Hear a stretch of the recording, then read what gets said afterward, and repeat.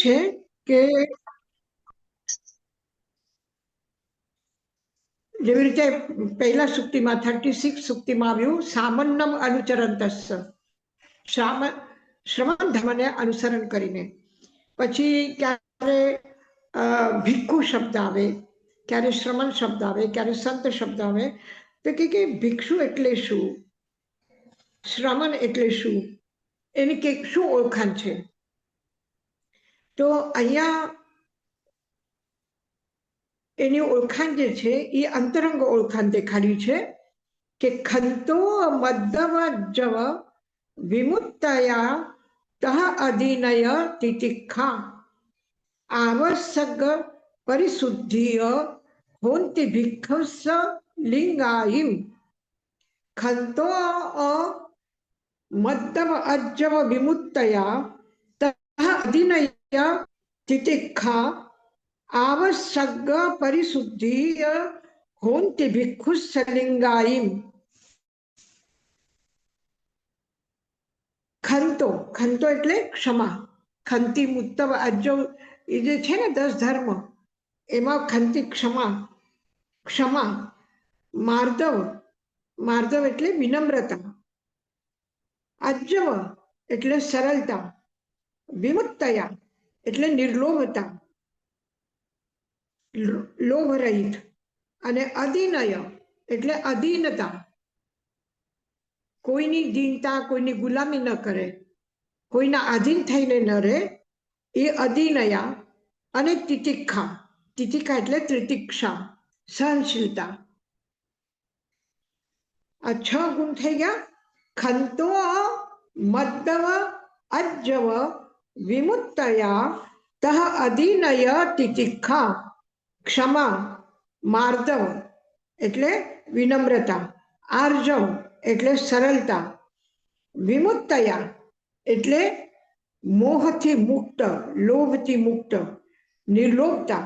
અને અધિનય એટલે કોઈ દીન ભાવ કે હું ગરીબ છું, હું ભારે કર્મી છું, હું દુઃખી છું, આમાં દીન ભાવ નથી. તિતિક્ષા એટલે તિતિક્ષા. અને આવશ્યક પરિશુદ્ધિ, અને આવશ્યક ક્રિયાઓની શુદ્ધિ. આવશ્યક તમને ખબર હશે કે પ્રતિક્રમણ જેને આપણે કહીએ એ આવશ્યક સૂત્ર છે. મૂળ નામ એનો પ્રતિક્રમણ સૂત્ર નથી, આવશ્યક સૂત્ર છે. અને આવશ્યકમાં પ્રતિક્રમણ જુદું નથી.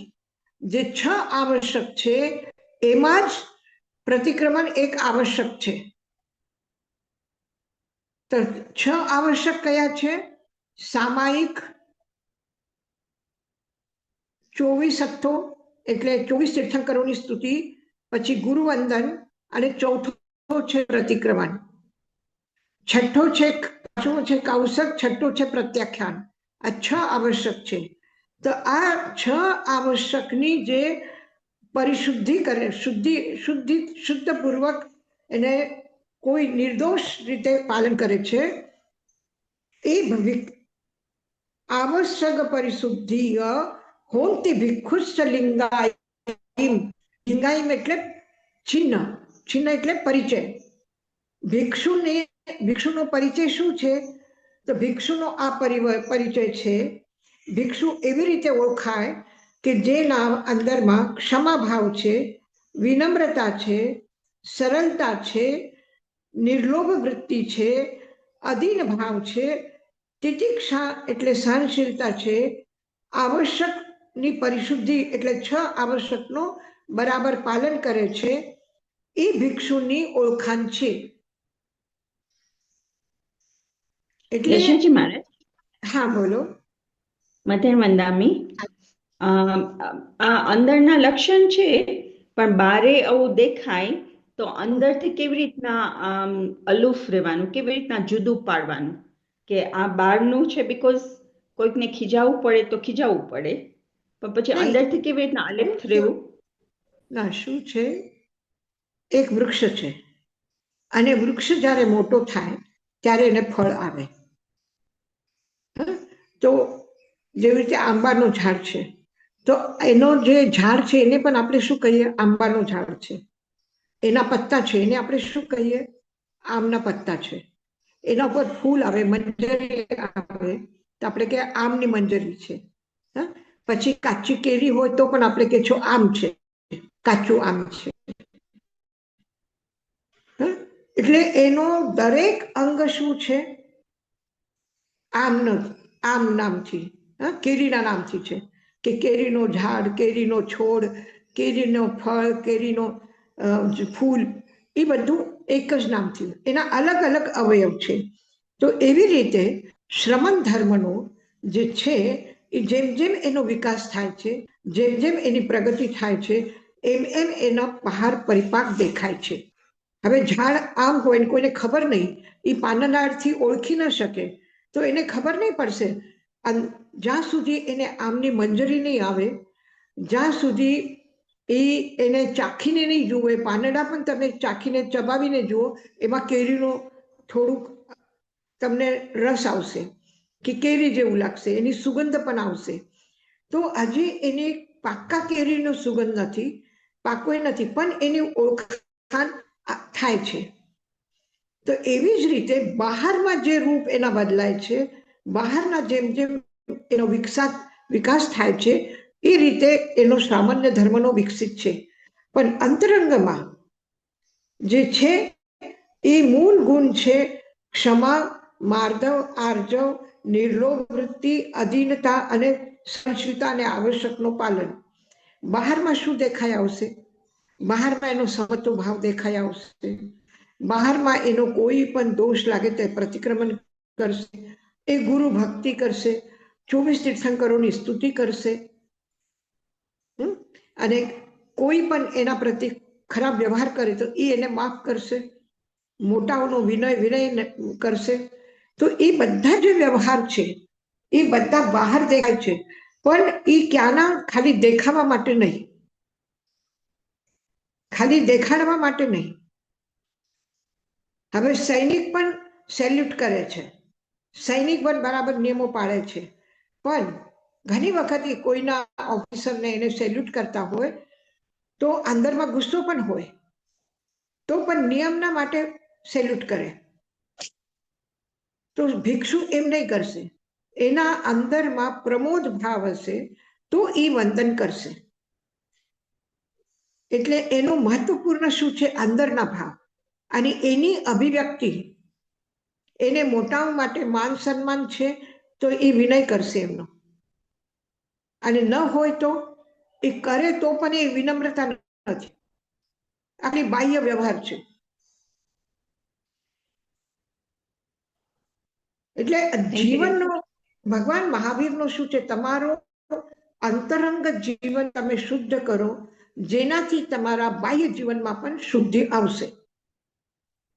હવે જ્યારે ભગવાન મહાવીર દીક્ષા નથી લીધી, ઘરમાં છે, તો પણ સારી રીતે જીવન જીવતા હતા. એક પણ એવો ઉદાહરણ નથી કે કોઈના સાથે ખોટા ઝઘડા કર્યા છે કે કોઈનો અપમાન કર્યો છે, એવું ક્યાંય દાખલો નથી.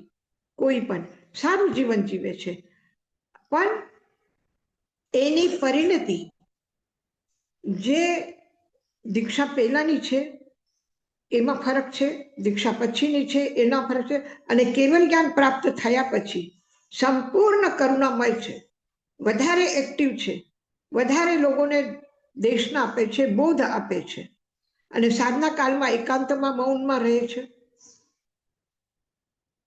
તો જ્યારે પામી લીધું એટલે લૂંટાવી લીધું, અને પામવા માટે એકાંતમાં ગયા, પામવા માટે મૌન રાખ્યું, તો એ પણ એની શું છે? અભિવ્યક્તિ છે. ત્યાં પણ એને ક્ષમા ધર્મને શ્રેષ્ઠતા આપી છે. એક પણ એવો દાખલો નથી કે ઉપસર્ગ આવ્યા છે અને ભગવાન મહાવીર રોષ કરે છે, ગુસ્સો કરે છે, ઝઘડો કરે છે કે ડરીને ક્યાંય ભાગી ગયા છે, એવું એક પણ નથી ઉદાહરણ. એનો મતલબ દરેક વખતે એને ક્ષમા કર્યું છે અને સરળતાથી બધાનો જીવનને સ્વીકાર કર્યું છે, અને કોઈ પણ શરીર પ્રતિ કે કોઈ પણ કાર્ય પ્રતિ એની આસક્તિ નથી, વિમુક્તયા. અને એના પછી તો ચરમસીમા ઉપર છે, કેવલ જ્ઞાન પછી.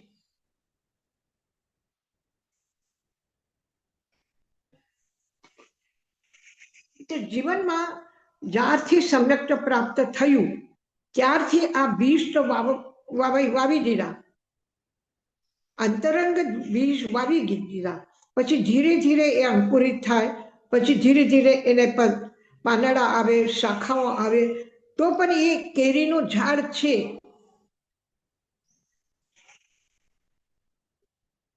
Thank you Yashaji madam. Yashaji મારે તિતિક્ષા એટલે શું? એટલે સહનશીલતા. સહનશીલતા. અને એક વ્યક્તિ સહન કરે છે, પણ કેવી રીતે સહન કરે છે? કોઈ ગુસ્સો કર્યો, કોઈ ઝઘડો કર્યો તો આપણે ચૂપ રહીએ. શા માટે ચૂપ રહીએ? બોલીને કઈ ફાયદો નથી. એક બોલવા જશે તો 10 સાંભળવા પડશે. એના કરતા ચૂપ રહો ને. આ તિતિક્ષા નહીં.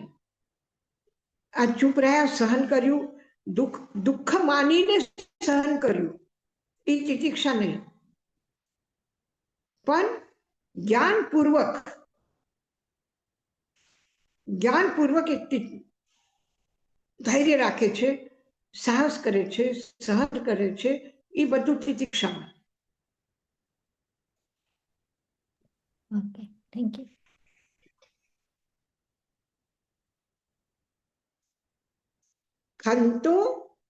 ખંતો મદ્દવ અજ્જવ વિમુક્તયાત અધિનયમ તિતિક્ષા આમુસદ પરિશુદ્ધિય હોંતિ ભિક્ષુસ્સ લિંગાયમ. આ ભિક્ષુની ઓળખાણ છે. જો ભિક્ષુ ગુણ રહીવો ભિક્કમ ભિન્નૈ ન હોય સો ભિક્ષુ વન્નેન જુત્તિસુ વન્નગમ અસઈ ગુણનિહિમ્મી.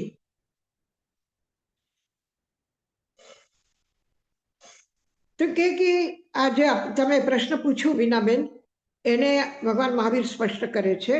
અને ભગવાન મહાવીરની વાતને આ આચાર્ય ભદ્રબાહુ લખે છે એના પોતાના શબ્દોમાં. જે ભિક્ષુ ગુણ રહ્યો, જે ભિક્ષુ ગુણહીન છે.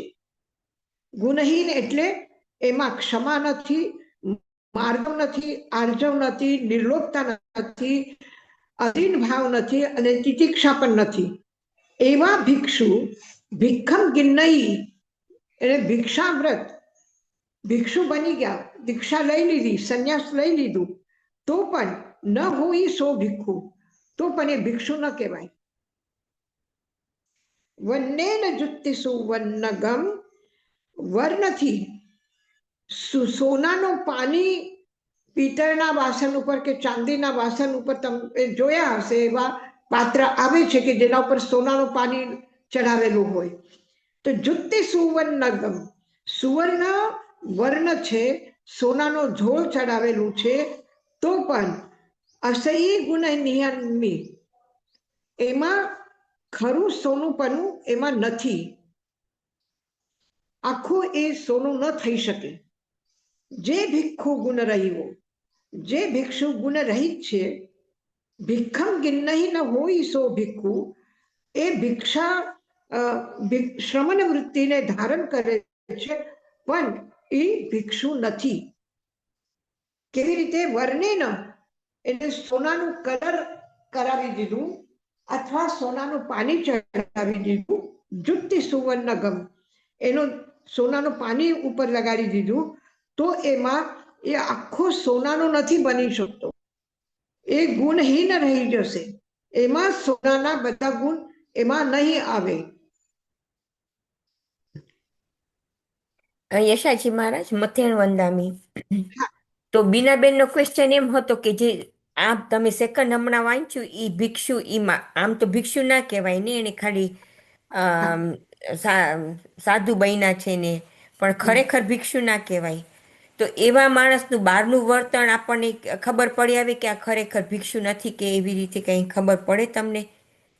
નહીં. હવે જો જેને બરાબર સોનાનું એનું બહુ બિઝનેસ કર્યું છે, કે ઓળખાણ છે, કે વાપરે છે, એ બરાબર છે. પણ એવી જાતનું સોનું આવશે, એવી જાતના ચાંદીના વાસણ આવશે કે અંદર તો બીજું છે. એલ્યુમિનિયમ સિલ્વર આવે છે ને, હા હા હા હા, તો એ એ જે છે એ ચાંદી, તો પછી રિયલ એ ચાંદી છે કે સોનું છે? પણ આપણને જો દાગીના પણ સોના જેવા ચમકે છે, સોના જેવા લાગે છે, તો કોઈ પણ મારા જેવા ફસાઈ જશે કે આ સોનું જ છે. દુકાનદાર કે આ સોનું છે તો આપણે માની લઈશું સોનું હા છે. હા અને હીરામાં પણ એવા છે, કેટલા જાતના હીરા છે. એક આપણે એક હીરો લઈએ છીએ, એમાં પણ એક હલકો છે, એક ભારી છે, એનાથી ભારી છે, એનાથી ભારા છે. હા, કોઈ હજારોમાં મળે છે, કોઈ લાખોમાં મળે છે. તો પછી એ જેને ઓળખાણ છે, જેને પરીક્ષા કરતા આવડે છે, એ જાણી શકે છે. પણ જેને ખબર નથી, એ કાચનો ટુકડો છે કે હીરો છે એ ખબર નહીં પડે. અને નકલી હીરા પણ લોકો બનાવીને કોઈ એનાથી કેમિકલથી એનાથી બનાવીને વેચે છે. તો પછી એમાં ને એમાં શું ફરક છે કઈ ખબર નથી. એ તો જે જાણકાર છે એ બરાબર ઓળખી શકે છે. તો એવી રીતે આ તો એક પદાર્થ છે. આપણે એને ગમે તે રીતે ટેસ્ટ કરી શકીએ. જેવી રીતે સોનું છે, તો સોનામાં એને પીગળાવી લેશું તો ખબર હા પડી જશે મિલાવટ હા છે. હા, હા પણ મનુષ્યનો કે સાધકનો એવું કઈ એટલું ભૌતિક નથી હા કે તમે એને સમજી શકો. હા, સાચી વાત છે. એટલે ખબર ઘણી વાર ના પડે બારેથી આપણને. હવે ઘણી વખત લોકો ધોકો ખાય જ છે ને, બહુ મીઠા બોલે, બહુ સારા બોલે, બહુ સાચું બોલે, આપણને એવું લાગે. પણ એનું સાચું બોલવાનું પણ કોઈને ધોકો આપવા માટે હોય છે, કોઈને ફસાવા માટે હોય છે. તો એ બધા જાણી શકે, કોઈ ઓળખી શકે એવું નથી. જેને સમજ પડે એ સમજ પડે કે માણસ સાચો છે કે ખોટો છે. એ ખરો સાચો દુખિયારો છે, સાચે ગરીબ છે કે ગરીબીનું નાટક કરીને આપણને લૂંટી જાય છે, એ આપણને ન ખબર પડે. પણ જેને ખબર પડે એને પડી જાય છે. તો ઘણી વખત ધોકો થાય છે, નથી થતું એમ નથી. અને ઘણી વખત એમ પણ ધોકો થાય છે કે ખરેખર અંદરમાં સાધુતા હોય, પણ બહારમાં એનો એના સાથે જોડાયેલું છે, લોકોને ખબર છે. જેવી રીતે અર્જુન માલી છે. અર્જુન માલી ભગવાન મહાવીર પાસે દીક્ષા લીધા પછી પણ લોકો એને ઓળખી ન શક્યા કે ખરેખર એ સાધુ થઈ ગયો છે. તો જ્યારે ગોચરી માટે ગયા તો ઘણા લોકો ગોચરી નહીં આપી, ગાળો આપી છે. તો ક્યારે ક્યારે સાચાને પણ, સોનાને પણ પિત્તળ સમજે છે, અને ક્યારે ક્યારે પિત્તળને પણ સોનું સમજી જાય છે. થેન્ક યુ યશાજી મહારાજ. હા, યશાજી મહારાજ, જે સાધ્વી ગણ હોય એમાં આટલા બધા સાધ્વીઝ હોય ફોર એક્ઝામ્પલ, તો પછી આ બધી ક્વોલિટીઝ કેવી રીતના એમાં રહી શકે? કારણ કે જે મોટા હોય એને કોઈક જે ડિસિપ્લિન સરખું ના પાડતા હોય એને કેવું પડે, તો એ કે એનો ભાવ સારો હોય, પણ જે બીજા વ્યક્તિ છે એ કદાચ ડિફિકલ્ટીથી લે તો કેવી રીતના આમ એકબીજા સાથે રહી, એમ હું પૂછું છું.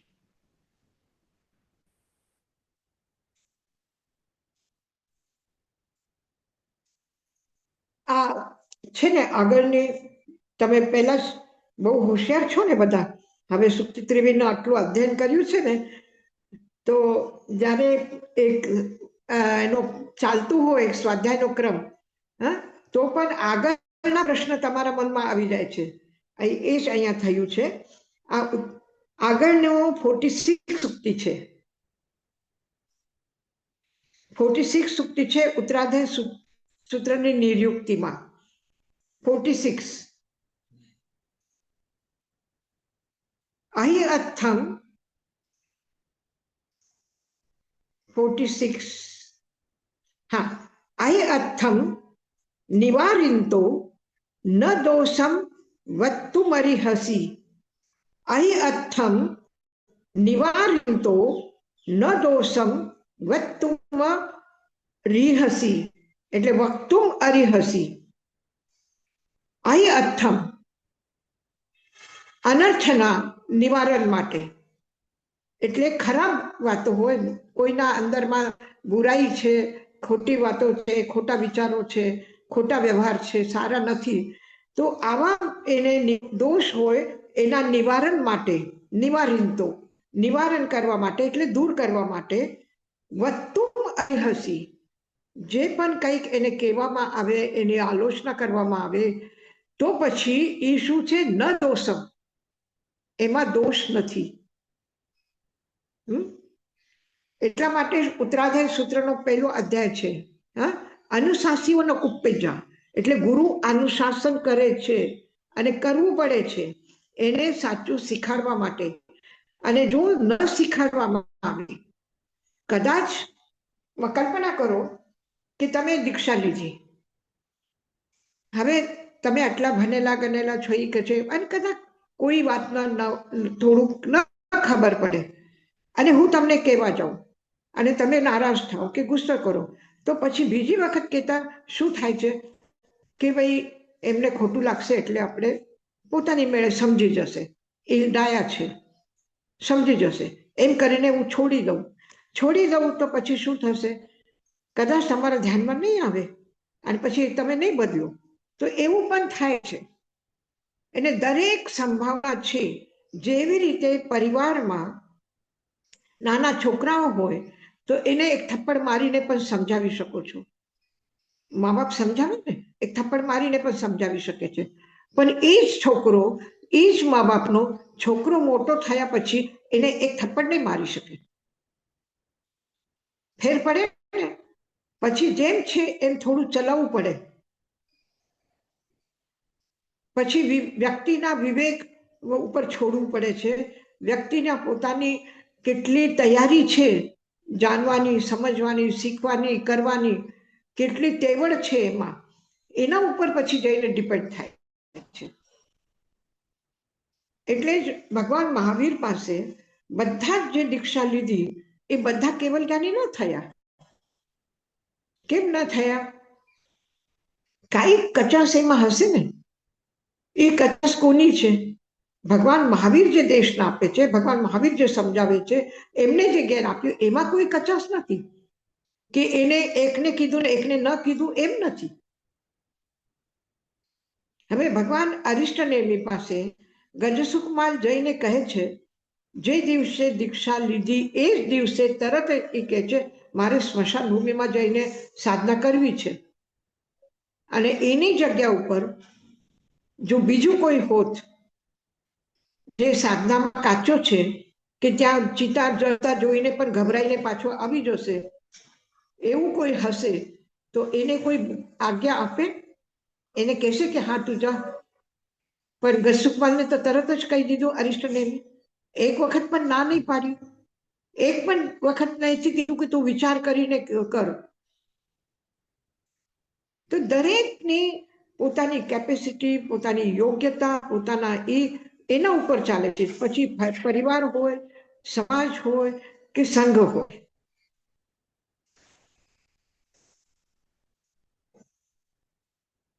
અહીં અથમ નિવારિતો, અનર્થને નિવારણ કરવા માટે જો કંઈ કહેવામાં આવે, અનુશાસન કરવામાં આવે તો ન દોષમ, એમાં દોષ નથી. અને આ તો નિવારણ માટે, શાના માટે કહ્યું? પણ મેં તમને કેટલી વખત અહિંસા અને સત્યના દાખલામાં આપ્યા ઉદાહરણો, અને એ ભાષ્ય સાહિત્યના છે કે એક સાધુ ખોટું બોલે કેમ બની શકે? હવે આચાર્ય હેમચંદ્ર છે. આચાર્ય હેમચંદ્ર જ્યારે એમને જોયું કે એક બાળકની લોકો હત્યા કરી રહ્યા છે અને એ એના પાસે આવીને કે છે તમે અમને બચાવી, તો આચાર્ય હેમચંદ્ર શું કરે છે? ના પાડે છે? નથી ના પાડતા. તો એને બચાવી લીધું કે તને મને આ બાળક મને આપી, હું સંભાળી લઈશ. અને પછી એને કીધું, પછી એ લોકો જવા માંડ્યા. તો રાજા ગુરુ છે આ લોકોને, કે રાજાના આજ્ઞાથી આવેલા લોકો છે, રાજાની આજ્ઞા છે, એને મારી નાખો. એટલે એ લોકોને જઈને પાછું રાજા કહેવું પડશે કે તમે જે અમને કામ સોંપ્યું તો અમે કામ કરીને આવ્યા છે. તો એ લોકો જો જઈને કે ના માર્યું નથી, એક સાધુ એને બચાવી લીધા, એમ હોત તો, પણ કોણ ના પાડે છે? ગુરુ ના પાડે છે. પંચ મહાવ્રત ધારી છે, આચાર્ય છે હેમચંદ્ર. આચાર્ય હેમચંદ્ર કહે છે કે આ વાત ગુપ્ત રાખજો, કોઈને કહેતા નહીં, તમે આની હત્યા નથી કરી. એટલે કરી નથી તો પણ કરી એમ કહેવાનું છે. આ કોને શીખડાવ્યું? ગુરુ શીખડાવે છે. શા માટે? એ બાળકને બચાવવા માટે. અને પછી તમારા જેવા શ્રાવક અને શ્રાવિકાઓને બોલાવીને કહે છે કે આ બાળકને તમે સાચવો, પણ જોજો ખબર નહીં પડવી જોઈએ આ બાળક તમારું નથી. કોઈ આવે મહેમાન તમને પૂછે આ કોનું બાળક છે, તો તમે શું કહેશો? તમને આચાર્ય એક બાળકને સોંપ્યું અને કીધું આને સાચવો, તો તમે શું કહેશો? કે આ મારું નથી? નહીં કહી શકો, કારણ કે ના પાડી છે તમને, સાચું બોલવાની ના પાડી છે. પછી શું કર્યું? ખોટું બોલશો ને કે આ નહીં, મારું જ બાળક છે. તો એક તમે કોને શીખડાવ્યું? ગુરુ શીખડાવ્યું. શા માટે? એ બાળકની રક્ષા કરે. જે આચાર્ય એટલા કરુણાવાન છે કે રાજા હેમચંદ્રને, રાજા કુમારપાલને કહે છે કે તારી નગરીમાં આટલી ગરીબ પ્રજા છે કે જેને ઓઢવાનું સરખું કપડું નથી, કે ખાવાના ઠેકાના નથી, અને એના માટે રાજકોષ ખોલી દીધું, આખું રાજકોષ લૂંટાવી દીધું કે મારા રાજ્યમાં કોઈ પણ ગરીબ વ્યક્તિ ભૂખો નહીં રહેશે, કોઈ પણ એ વ્યક્તિ નહીં રહેશે કે જેના પાસે ઓઢવા પાથરવાનું નથી. તો આ બધું કરુણાનું કામ કરાવવા વ્યક્તિ, આખા રાજ્યમાં અમારીની ઘોષણા કરવા વાળા ગુરુ, અને એ રાજા હેમચંદ્ર. અને એ હેમચંદ્રને બચાવવા માટે ગુરુ શું કર્યું છે? એટલે અહિંસાના પાલન માટે, એના હિત માટે, એની રક્ષા કરવા માટે જો ખોટું બોલવું પડે તો પણ બોલી શકો, એમાં દોષ નથી. એ જ કહ્યું ને, એમાં દોષ નથી. અને ઠીક એના ઉલટું લંકામાં થયું. શ્રીલંકા આપણા જૈન આચાર્યો હતા અને સંઘ હતું, અને એમાં શું થયું કે રાજ્યની આપસમાં લડાઈ થઈ તો એક રાજા બીજા રાજાને સિંહાસન ઉપરથી હટાવીને એને અપદસ્થ કરીને પોતા રાજા થઈ ગયા. હવે પોતે રાજા થઈ ગયા અને આ દુશ્મનને જીવતો રાખીએ તો બરાબર નથી, એટલે એને મારવાની કોશિશ કરી. તો એ ભાગી ગયો અને પછી એને જૈન સાધુ હતા એમના પાસે ગયું. એને કીધું તમે મને બચાવી લો. આચાર્ય હેમચંદ્ર હોત તો શું કરત? બચાવી લેત કે નહીં? પણ એ બીજા આચાર્ય હતા, એ ન કરી શક્યા આટલી હિંમત. એને શું કીધું? ના બાબા, એ તને પકડવા લોકો આવશે ને પૂછશે તો અમે ખોટું કેવી રીતે બોલશું? એ નહીં થાય અમારાથી. એ ત્યાંથી ભાગ્યો તરત જ, એને તો જાન જવાની હતી. એ ભાગ્યો ત્યાંથી અને પછી શું કર્યું? એક બૌદ્ધ મઠમાં ગયો, બૌદ્ધ સાધુ પાસે ગયો. એને કીધું કે ગુરુ તમે મને બચાવી લો. તો ગુરુ શું કર્યું કે કઈ વાંધો નહીં, માથું મૂંડી દીધું અને કપડાં પહેરાવી દીધા સાધુના અને બેસાડી દીધું પાટ ઉપર સાથે. લોકો આવ્યા એને ગોતવા માટે, એને મારવા માટે, અને પૂછ્યું અહીંયા કોઈ એવો વ્યક્તિ આવ્યો છે રાજા? કે અહીંયા તો અમે બધા સાધુ જ છીએ, જોઈ લો તમે. શું કર્યું? સાધુ છે, એ પાટ ઉપર બેસેલું છે કે સાધુ છે. અહીંયા તો કોઈ એવો આવ્યો નથી રાજા, અને બચાવી લીધું એને. હવે પાછું એ રાજા બન્યો ત્યારે એ કોનો પ્રચાર કરશે? કોને ગુરુ માનશે? કોની શ્રદ્ધા કરશે? તો શ્રીલંકામાં જે આપણે ઓછું પડ્યા, એટલે કચાશ રહી ગઈ આપણામાં, તો શું થયું? તો આટલી હિંમત પણ જોઈએ કરવા માટે. એટલે યશાજી માં બધા નિયમ ને બધું દ્રવ્ય ક્ષેત્રકાળ ભાવ ઉપર ડિપેન્ડ થાય. અને તમારું આ સાચું છે કે ખોટું છે, આ નિર્ણય કરવા વાળી બહારની દુનિયા નથી.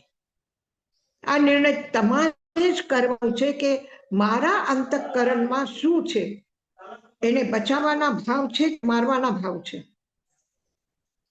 મારા મનમાં એવું હશે કે આને ખતમ કરવું છે, અને પછી હું કહું કે નહીં નહીં આ રસ્તા કયા છે, મને ખબર જોયા છે, સાચું બોલી, પણ એ સાચું બોલવું પણ દોષપૂર્ણ છે.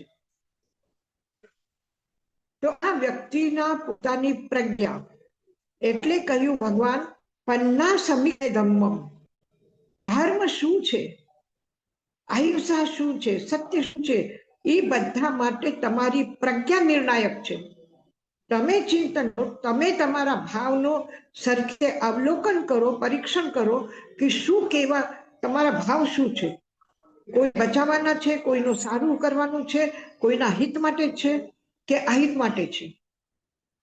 સત્ય બોલો, પણ એ પણ વધારે વાચાલ થઈને નહીં બોલો, મિત્ર પરિમિત બોલો, અને હિતમ હિતકારી બોલો.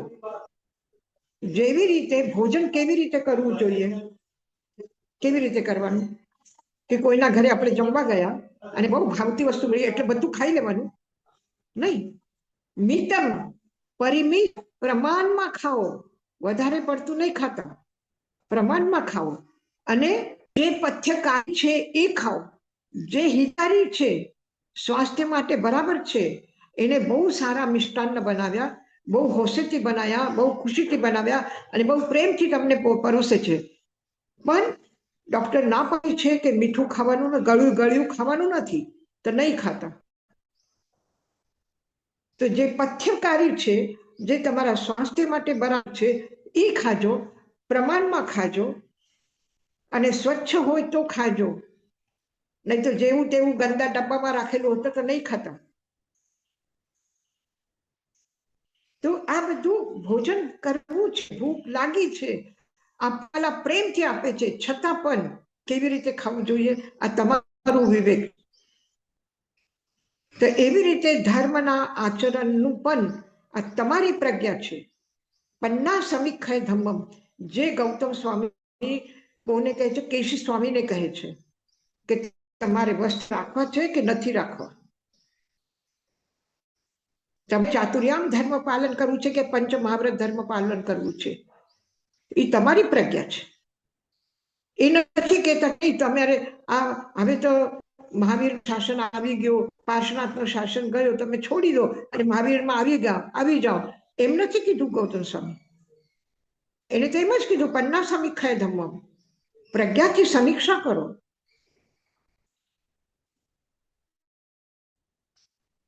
જે ભિક્ષુ, જો ભિક્ષુ ગુણ રહ્યો, જો ગુણરહિત ભિક્ષુ હોય, એમાં ગુણ ન હોય, ભિક્ષમ ગિન નહીં, સામાન્ય ધર્મને સ્વીકાર કર્યું તો પણ ન હોય સો ભિક્ષુ, એ ભિક્ષુ નથી, એ સાધુ નથી. વન્નેન જાતિ જુતિ સુવર્ણગમ, ખાલી વર્ણથી અને ઉપરના દ્રવ્યથી જે સોનું છે, અસહ્ય ગુણ નિમ્મી, એ સોનો બનતો નથી. ખાલી ગોલ્ડન કલર કરી દો લાકડા ઉપર તો એ કઈ સોનો નથી થવાનું, અથવા લોઢા ઉપર સોનાનું પાણી ચડાવી દો તો આખું લોઢું સોનું નથી થવાનું. જે જો ભિક્ષુ ગુણ રહ્યો, ભિક્ષમ ગિન્ની ન હોય સો ભિક્ષુ, વન્નેન જુક્તિ સુવર્ણગમ, અસહ્ય ગુણ નિહિમ્મી. આગળની સૂક્તિ છે 39. જહ દીવા દીવસયમ, પૈ પયે સોય દીપયે દીવો, દીવ સમા આયરિયા, અપમ ચ પરમ ચ દીવંતી.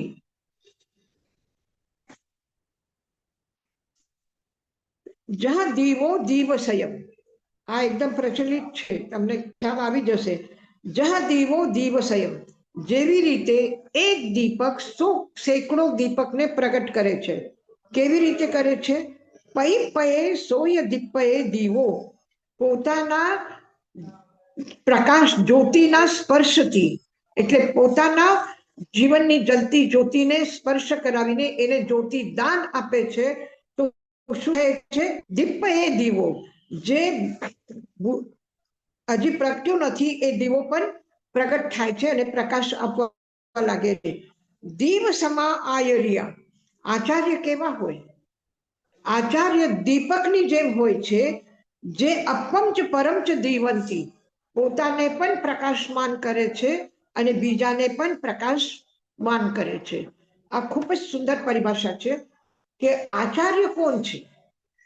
સમાજને વધારે આગ્રહપૂર્વક, વધારે પ્રદર્શન કરીને, વધારે કઠોરતાનો એ દેખાડીને કરીને પાછળ ઢકલે, સમયથી પાછળ નાખી દે, આ આચાર્ય નહીં. પણ દીવો દીવ સંયમ, જહ દીવો દીવ સંયમ, જેવી રીતે દીપક એક દીપક સેંકડો દીપકને પ્રજ્વલિત કરે છે, એવી જ રીતે આચાર્ય પણ પોતાના જ્ઞાનથી, આચારથી, તપથી, સહીથી એને શું કરે છે? પોતાનું દીપ જ્ઞાન આપીને અપંચ પરમચ દીવંતી, પોતાને પણ પ્રકાશમાન કરે છે અને બીજાને પણ પ્રકાશ કરે છે. આ કેવી રીતે થઈ શકે છે? તો પૈ પયે સોય દીપયે દીવો, પોતાના જ્યોતિ સ્પર્શથી એ દીપકને જલાવે છે અને દીપકમાં તેજ પ્રગટ કરે છે. તો આ એક છે કે જે સ્પર્શ દીક્ષા જેને કહે છે, દીક્ષા આપે છે આચાર્ય. તો શું કરે છે? ખાલી એક પાઠ બોલી દીધું એટલે થઈ ગયું એમ નથી. શું કરે છે? પોતાના ગુણોનું, પોતાના પ્રેમનું એના જીવન સાથે સ્પર્શ થાય જાય, એને આત્મસાત કરાવે, ત્યારે એ શિષ્ય બને છે.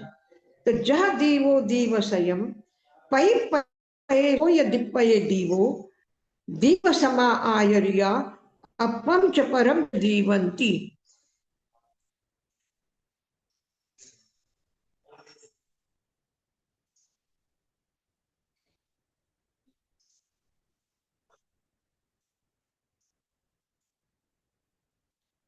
પારસમણી પણ છે. એ પણ શું કરે છે? લોઢાને પોતાના સ્પર્શથી શું કરે છે? સોનું બનાવે છે. અને દીપક પણ પોતાના સ્પર્શથી દીપક બનાવે છે. ફરક છે બંનેમાં. બંનેમાં ફરક છે. દીપકની ઉપમા કેમ આપી?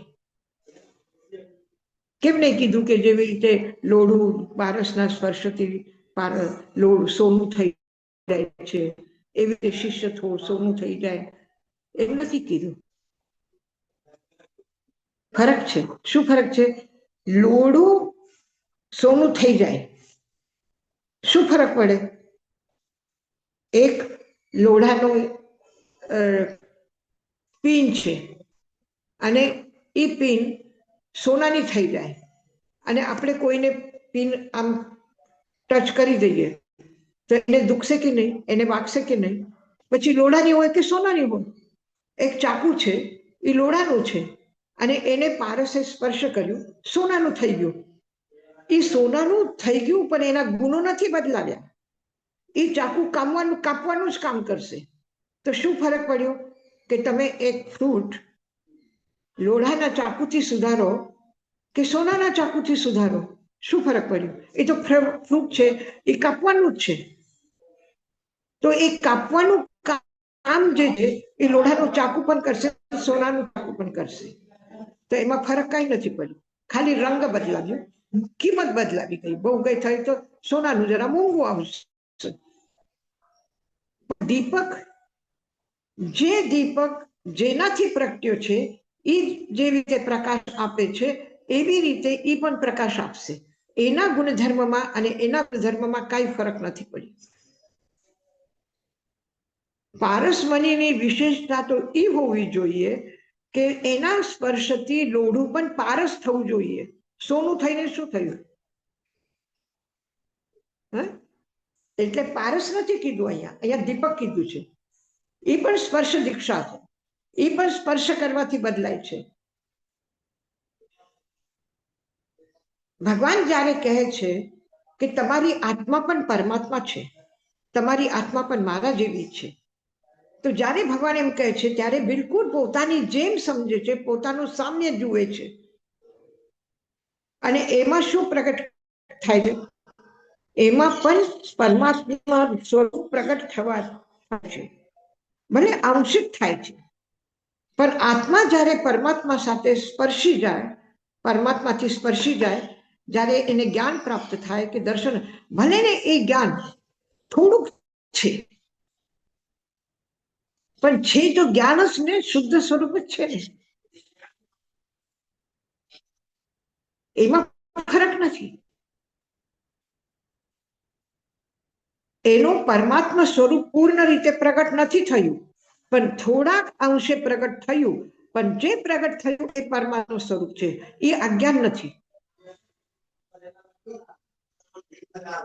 તો જહ દેવો દેવ. હા, આમ બધા આચાર્યનું ધ્યેય એક જ હોય કે જૈન શાસન કેવી રીતના વધે, તો પછી આટલો બધો મતભેદ ઓર કેમ આટલા બધા મત છે? આચાર્ય બધા કેમ એક ના થઈ શકે? શું છે, એક તો દેશ કાળ પરિસ્થિતિના અનુસાર ચાલે છે, બરાબર? હવે બિહારમાં છે અમે, અહીંયા 5 વાગે સૂર્યાસ્ત થાય છે, તો સૂર્યાસ્તનો સમય 5 વાગે છે, સવારનો ટાઈમ 5 વાગ્યાનો છે. હવે બોમ્બે પુના જશું તો ત્યાં 6:30 7 વાગે સૂર્યાસ્ત થશે, તો ત્યાં પ્રમાણે હું લોકોને ત્યાંથી જઈને ત્યાં કહું નહીં 5 વાગે સૂર્યાસ્ત થઈ ગયું, તો નહીં ચાલે. આ વ્યવહાર સત્ય છે, એને પણ ધ્યાનમાં રાખવું પડે. પછી પરિસ્થિતિ જોઈને, કોઈને તકલીફ હોય, ડોક્ટર કહે છે કે નહીં કલાકે તમારે કઈ લેવું જોઈએ, અને હું કહું કે ના સંવત્સરીના દિવસે પણ ઉપવાસ નથી થતું, ઉપવાસ જ જોઈએ, તો બરાબર છે? નથી બરાબર. જ્યારે ખીચડી ખાતા ખાતા કેવલ જ્ઞાન થઈ ગયું છે સંવત્સરીના દિવસે, તો કેવી રીતે થયું? બીજા સાધુને માંસ ખમન કરીને પણ કેવલ જ્ઞાન નથી થયું, અને ખીચડી ખાઈને કેવલ જ્ઞાન થયું. તો આ બધું દેશ કાળ પરિસ્થિતિ અને ભાવ એ બધું જોઈને કોઈની ક્ષમતા કેટલી છે એ પ્રમાણે ચાલવાનું હોય. હવે એક બાળક 8 વર્ષ સુધી ચોપડા જોયા નથી, લખવાનું ખબર નથી, વાંચવાની ખબર નથી, કાંઈ નથી, સ્કૂલે ગયો નથી, અને સ્કૂલમાં આવીને તમારી પાસે આવીને એમ કહેશે કે આ તમે 5 વર્ષના બાળકને 8 વર્ષના બાળકને એક સાથે કેમ બેસાડ્યા? એને ઉપરની ક્લાસમાં લો, ચાલશે? નહીં ચાલે.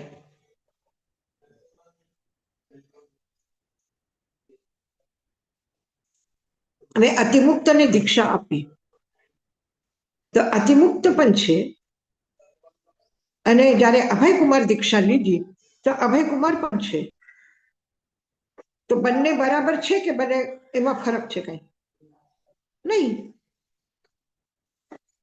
એ મોટી ઉંમરના છે, તો ભલે એને તપમાં, શાલીભદ્રને તપમાં રુચિ છે, એને તપ આદર્યું, અને અતિમુક્ત કે છે મારે ભણવું છે, તો એ ભણવામાં લાગ્યા.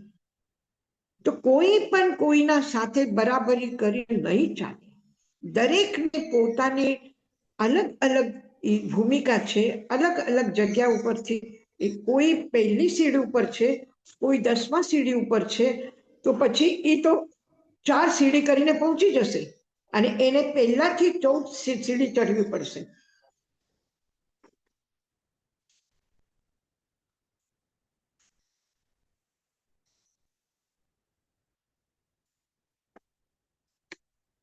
અને એના માટે એક જ છે કે તમે બહારની ક્રિયા કે બહારનું જ્ઞાન કે બહારની સાધના જોઈને આપણે નાના મોટા કોઈ પણ ભેદ નથી કરતા. આપણા ભાવ શું? આપણા ભાવ વંદનના છે, બસ વંદન કરી લીધા. અને ભગવાન મહાવીરને પણ વંદન કરીને જે નરકના બંધન નથી તૂટ્યા, રાજા શ્રેનિકના, ઇન્દ્રભૂતિ ગૌતમને વંદન કરીને પણ જે બંધન નથી તૂટ્યા, એ સાધારણ વ્યક્તિને વંદન કરીને એના બંધ તૂટ્યા છે. અને આપણે આનુપૂર્વી ફેરવીએ છીએ ત્યારે પેલા અરહંત સિદ્ધ આચાર્ય ઉપાધ્યાય સર્વસાધ એમ બોલીએ ને, 5 ક્રમથી બોલીએ ને, ક્યારે શું કરીએ? પહેલા નમો લોય સર્વસાવનમ બોલીએ, પછી નમો અરહંતાનમ બોલીએ, પછી નમો આયર્યાનમ બોલીએ. તો આ આગળ પાછળ કર્યું તો દોષ લાગે? દોષ નથી લાગતો. તમે કોને વંદન કરો છો એ મહત્વપૂર્ણ નથી, તમે કેવી રીતે વંદન કરો છો, કયા ભાવમાં કરો છો એ મહત્વપૂર્ણ છે. તમે ઋષભદેવની મૂર્તિ મંદિરમાં રાખી છે કે પાર્શ્વનાથની મૂર્તિ રાખી છે કે ઋષભદેવની રાખી છે, એનું કઈ નથી. એમાં કોઈ દોષ નથી લાગતો કે કયા તીર્થંકરની મૂર્તિ રાખો છો કે કોને પ્રણામ કરો છો.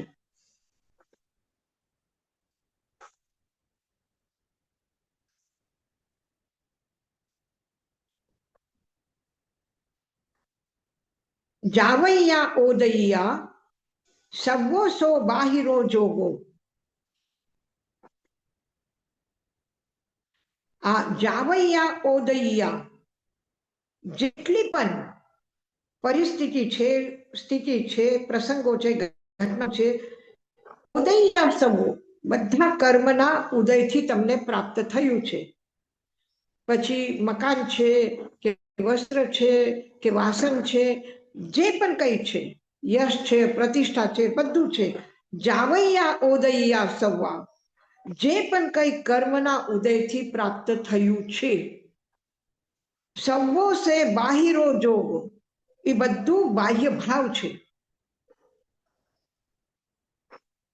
જ્ઞાન તમને શેનાથી પ્રાપ્ત થયું? જ્ઞાન શેનાથી? કર્મનું ક્ષયથી. કર્મનો ક્ષમ, ક્ષયોક્ષમ કે ક્ષય. એટલે જ્ઞાન શું છે? બાહ્ય ભાવ નથી. કર્મના ઉદયથી જ્ઞાન પ્રાપ્ત નથી થયું. મન શેનાથી મળ્યું છે? મન નામ કર્મના ઉદયથી મળ્યો છે. એટલે મન શું છે? બાહ્ય ભાવ છે. શરીર તમને નામ કર્મના ઉદય એટલે આઘાતી કર્મના ઉદયથી જે પણ કઈ મળ્યું છે, સારું મકાન મળ્યું, સારું ખાવાનું મળ્યું, સારું બધું સાતા મળી, બધું થયું, સ્વાસ્થ્ય મળ્યું, બધું કોના ઉદયથી મળ્યું? સ્વાસ્થ્ય મળ્યું સાતા વેદનાના ઉદયથી. બીમાર પડ્યા તો અસાતા વેદનાના ઉદયથી મળી. એ બધા અવદય ભાવ છે. ઐશ્વર્ય મળ્યું, સુખ મળ્યું, એ બધું મળ્યું, આ નામ કર્મનો ઉદય. સારા કુલમાં જન્મ મળ્યું, સારા પરિવારમાં જન્મ મળ્યું, ગોત્ર કર્મના ઉદયથી મળ્યું. તો આ જેટલું પણ કોઈને લાંબુ જીવન મળ્યું, કોઈને ટૂંકું જીવન મળ્યું, કોઈને 50 વર્ષનું મળ્યું, કોઈને 60 વર્ષનું મળ્યું, આ બધું જે છે આ કોના એનાથી મળ્યું છે? કર્મના ઉદયથી મળ્યું છે. તો જે આઘાતી કર્મના ઉદયથી મળે છે, ઉદૈયા ઉદયથી જે મળે છે, સવ્વો સો બાહિરો જોગો, એ બધું બાહ્ય ભાવ છે. જાવૈયા ઓદૈયા, જેટલા પણ ઉદય થી જે તમને જેટલું પણ કઈ પ્રાપ્ત થયું છે, એ બધું બાહ્ય ભાવ છે.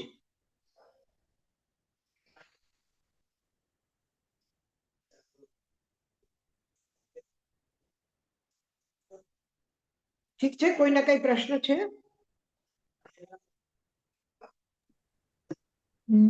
ના, યશાજી મહારાજ. આસક્તિ કેમ કીધી યશાજી મહારાજ? આસક્તિનું મહત્વ શું છે? કેમ કીધી આસક્તિ જ? કે ઉદય ભાવથી બધું બહારનું મળે છે? નહીં, તમે ઘણી વખત સાંભળ્યો હશે, લોકો શું બોલે છે? અમને ધર્મ મળ્યો. ધર્મ કેવી રીતે મળ્યું? ઓહો, બહુ પુણ્ય કર્યા, બહુ પુણ્યના ઉદયથી અમને આ લાભો મળ્યો. આપણે લોક ભાષા બોલીએ છીએ અને બોલતા બોલતા શું કરીએ છીએ? એને સ્વીકાર કરી લીધો. તો ધર્મ ઉદયથી નથી મળ્યું.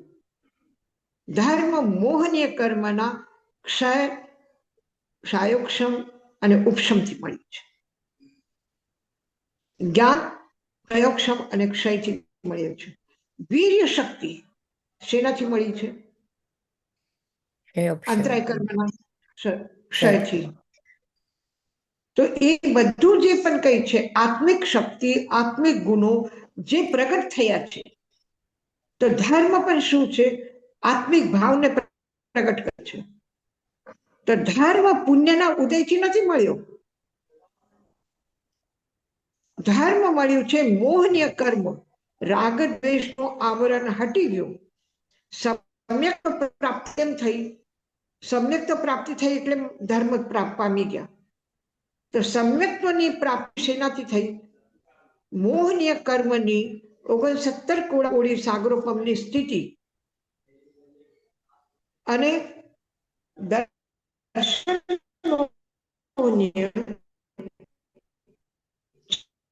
ચારિત્ર મૂળંતાનુબંધી માયા લોભના ક્ષય અને ઉપશમથી પ્રાપ્ત થઈ.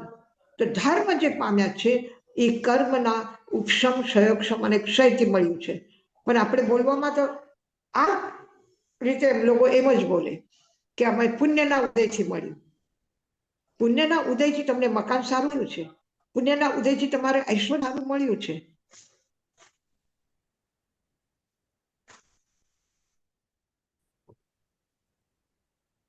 અને જે જોગ મળે સાધુ સાધ્વીનો ઈ પુણ્ય મળે, ઈ પુણ્યથી મળે. કહેવાના પાછળ એ છે કે જ્યારે આપણે કહીએ હા, અને જ્યારે આપણે કહીએ જી છું, હું જ્ઞાની છું કે હું ક્રોધી છું, જ્ઞાન મારો સ્વભાવ છે કે ક્રોધ મારો સ્વભાવ છે, જે કર્મના ઉદયથી આ છે એ મારું નથી. ક્રોધ મને કર્મના ઉદયથી આવે છે. તો ક્રોધ મારું નથી, ક્રોધ મારું સ્વભાવ નથી. કર્મના ઉદયથી ક્રોધ આવે છે, અહંકાર આવે છે, વાસના આવે છે, વિકાર આવે છે, એ બધું પરભાવ છે. એટલે એટલા સુધી એકમેક થઈ ગયા છે, એટલું બધું એક થઈ ગયું છે કે આપણે એને પૃથક કરી નથી શકતા. જેવી રીતે એક લોઢાનો સળિયો હોય કે ગોળ હોય, જે પણ છે, ખાસ કરીને એને અયોગોલક કહે છે, એટલે લોઢાનો ગોળો છે. હવે એને તપાવ્યું, ખૂબ તપાવ્યું તો કેવું લાગે, કેવું દેખાય? એકદમ તો શું દેખાય છે? લાલ થઈ ગયું, એકદમ એકદમ લાલ થઈ ગયું. હવે તમે લોઢું જ્યારે અગ્નિમાં નાખ્યું, તમે હાથથી ઉપાડીને નાખ્યું અને હવે લાલ થઈ ગયું, તો તમે હાથથી ઉપાડવા જોશો? અને જો કદાચ કોઈ ભૂલથી હાથ લગાડી દે અથવા લાગી જાય તો શું થશે? દાજી જશે. તો આપણે શું કહીએ? આપણે શું કહીએ? લોઢાથી દાજી ગયા. તવો ગરમ થઈ ગયું અને રોટલી કરતા તવામાં હાથ લાગી ગયો, આપણે કહીએ તવો ગરમ, દાજી ગયા, તવાથી દાજી ગયા. તો લોઢું દાજ્યું છે. લોઢાનો સ્વભાવ છે કે કોઈને દાજી દે? નહીં, એનો સ્વભાવ નથી. કારણ કે એ થોડી વારમાં, 1 કલાક પછી ઠંડો થઈ જશે તવો. પછી તમે એને લઈને ધોશો આરામથી હાથથી, ત્યારે તો તમને ગરમ નથી લાગતો, તાપ નથી લાગતો. લાગે છે? રોટલી કરો ત્યારે લાગે, પણ ધોવો ત્યારે લાગે નથી લાગતું, કારણ કે ઠંડો થઈ ગયું. હવે તમે કહો છો લોઢાથી જલી ગયો હાથ. અરે લોઢાથી ક્યાંથી જલ્યું? પણ આપણી બોલવાની શું છે કે લોઢાથી જલી ગઈ, લોઢાથી નહીં. પણ એ કર્મ અને પૂતગલ એ એવા સાથે રહે છે જેવી રીતે અગ્નિ લોહામાં પ્રવેશ કરે છે અને આખું અગ્નિનો ગોળો લાગે છે. એ તો એટલું બધું એક થઈ ગયું છે કે આપણી ભાષા એમ થઈ ગઈ કે લોઢાથી જળી ગયા, અગ્નિથી જળી ગયા નથી બોલતા. આત્મા અને કર્મ એટલા બધા એક થઈ ગયા છે કે બાહ્ય ભાવ શું છે અને અંતરંગ ભાવ શું છે, વિશુદ્ધ ભાવ શું છે, એ ખબર નથી પડતી.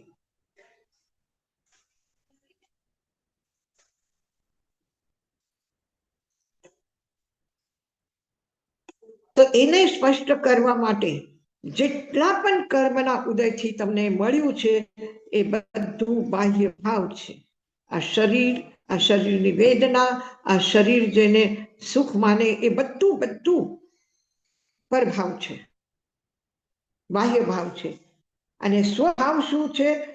માત્ર શુદ્ધ આત્માનું શુદ્ધ સ્વરૂપ.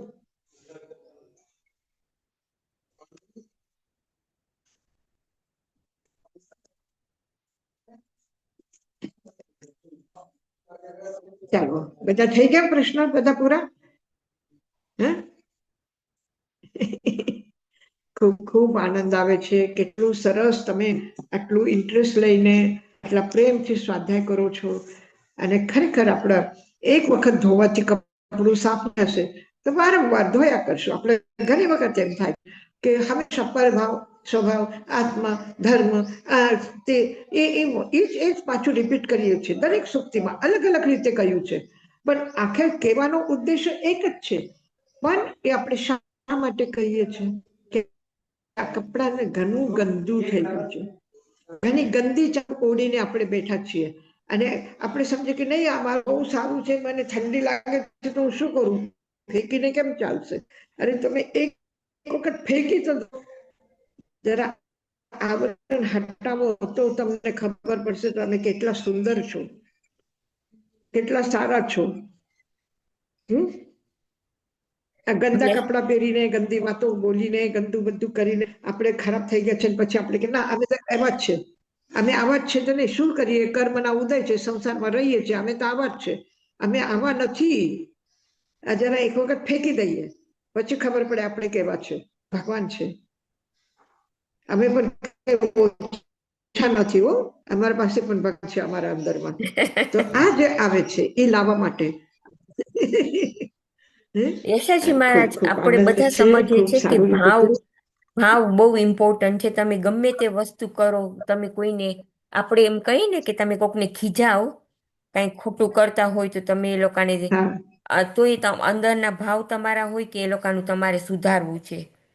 અને આપણે એ સમજીએ છીએ કે એના જે કર્મમાં થવાનું હશે ને એ જ થવાનું છે.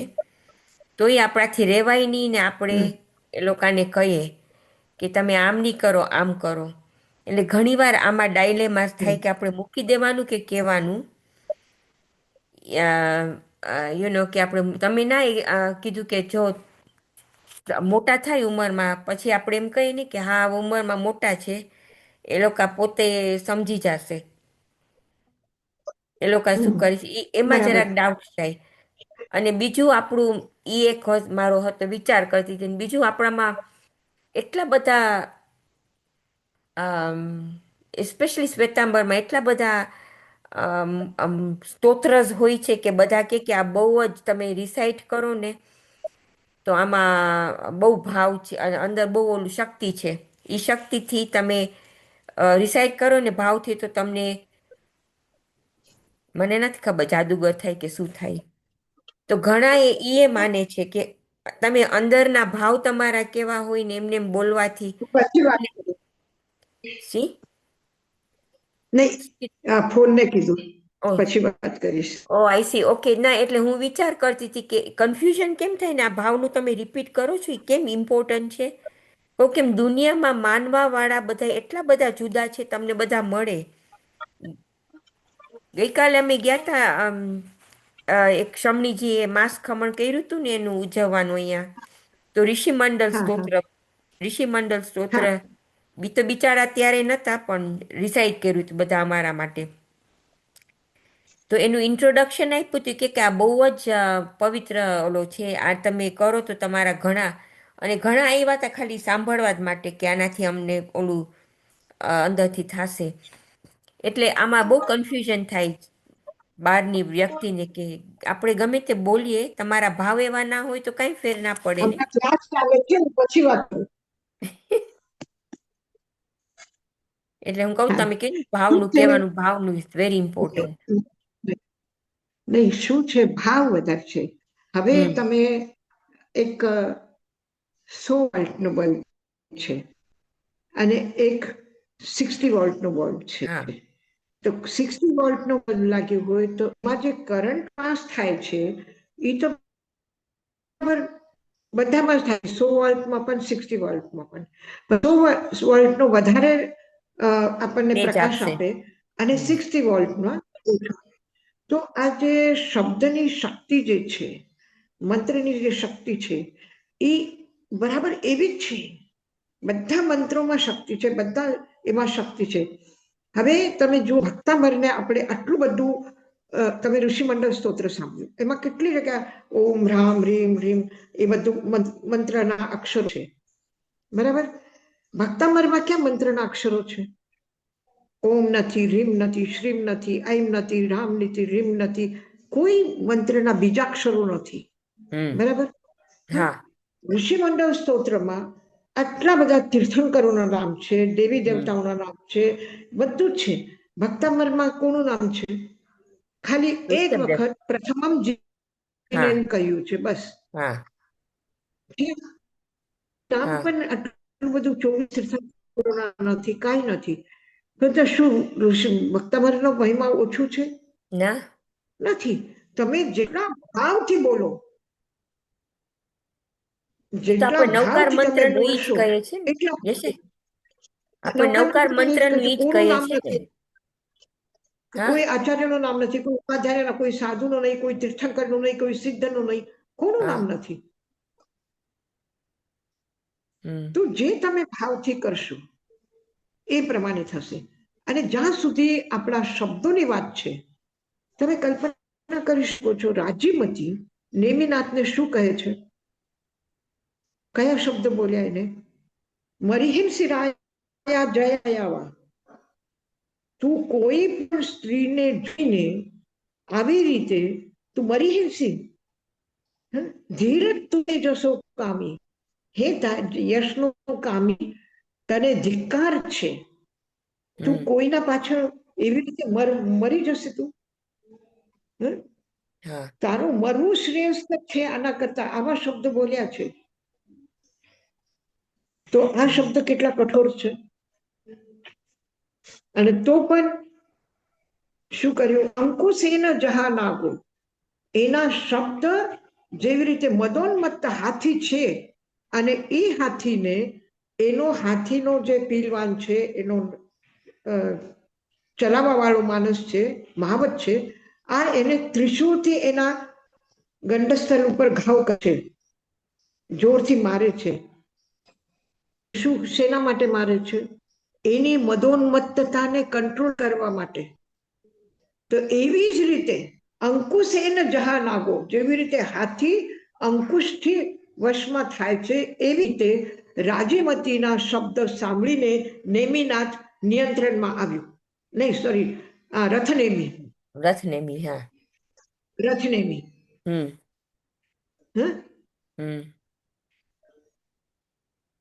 એક તરફ નેમિનાથ છે, એક તરફ રથનેમી છે.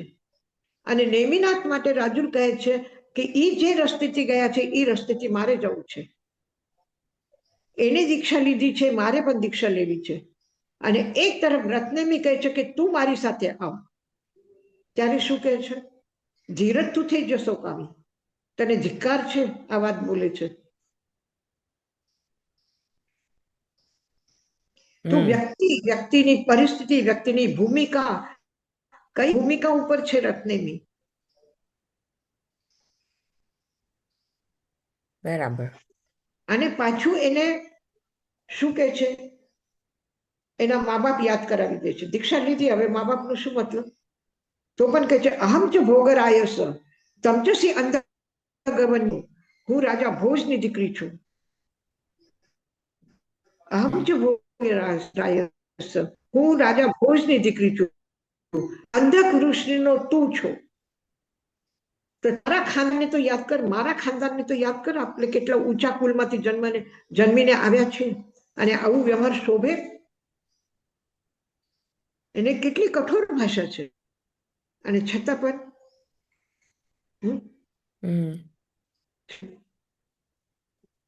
તો આ વ્યક્તિ કેવો છે? કોઈ સાધારણ હાથે મહાવત અંકુશ નથી મૂકતો, જે મદોન્મત્ત છે એને મૂકે છે. તો આવા મદોન્મત્ત લોકો માટે તો અંકુશ જરૂરી છે. કોઈને તમે, દીકરાને તમે ખાલી આંખ ઊંચી કરીને જુઓ, એ તરત જ સમજી જાય છે. કોઈને તમે ઈશારો કરો, હા, તો સમજી જાય છે. કોઈને તમે બોલો તો સમજી જાય છે. કોઈને જરા ઊંચી અવાજમાં કહો ત્યારે સમજે છે, અને કોઈને થપ્પડ મારો ત્યારે સમજે છે.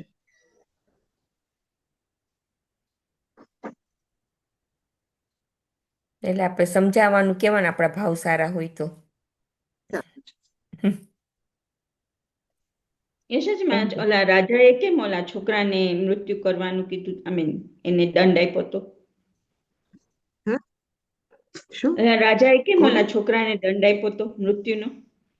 સિદ્ધ રાજા હતા એ, કોને ઓલા કોને કુમારપાલ છોકરા, કુમારપાલ હતા જે હેમચંદ્રાચાર્ય નહીં, એને બચાવ્યા. શું કર્યું? ના, શું થયું કે કુમારપાલ રાજાના પિતા રાજા હતા અને એનો નાનો ભાઈ હતો.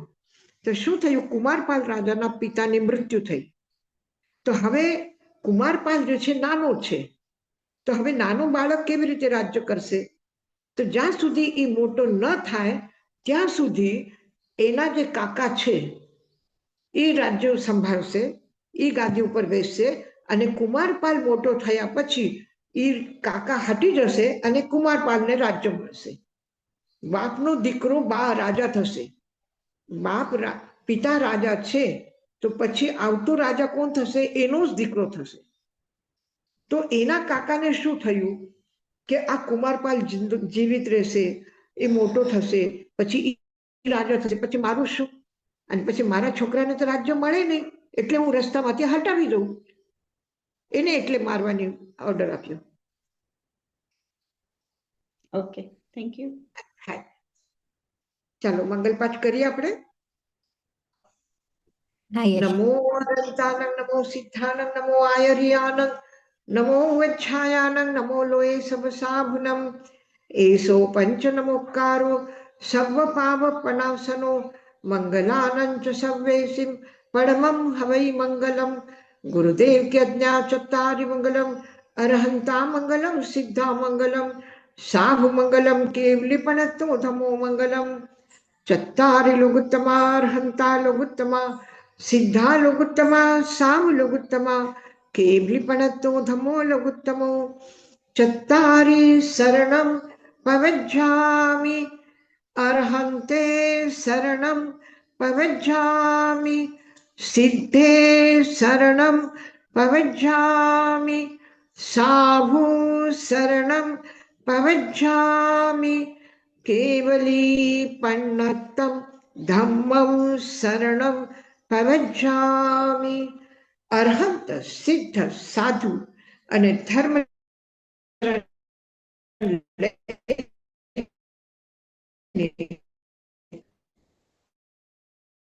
જીવન યાત્રા આશીર્વાદ છે પરમ પૂજ્ય ગુરુદેવ અને આચાર્ય શ્રી તાલીમાના. તમારા બધાના સુંદર સુખદ ઉજ્જવલ ભવિષ્ય માટે મંગલ કામના. ઓમ શાંતિ.